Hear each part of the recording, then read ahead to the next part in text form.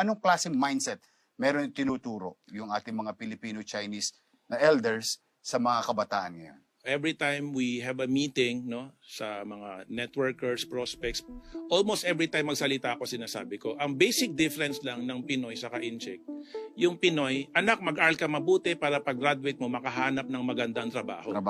Samantalang sa incheck, growing up as early as what? 2 years old, 3 years old, basta nakakapagsalita ka na, nakakaintindi ka na, anak, mag-aral ka mabuti para pag-graduate mo, magpatayo ka ng sarili mong negosyo. At makapagbigay ng trabaho. Well, hindi umabot dun eh. Sinabi lang magtayo ng sariling negosyo. In our case, since my grandparents have a lot of business, ang dinadagdag doon para ikaw na magpapatakbo ng mga negosyo natin. So parang they really make a big difference between business owner and employee. Everybody else is employee. We are business owner. And one thing na palaging sinasabi ng lolo ko, na sabi ko, prangka ko to sasabihin sa inyo, huwag kayong magagalit. Sabi ng lolo ko, kaya yumayaman ang inchik kasi bobo ang Pinoy. When you say bobo, it's not stupid.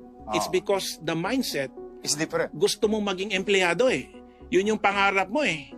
'Di ba? Samantalang yung inchik gusto magnegosyo. So, yung nakikita ko, yung houseboy ng lolo't lola ko, yung anak niya, naging houseboy ng tito at tita ko.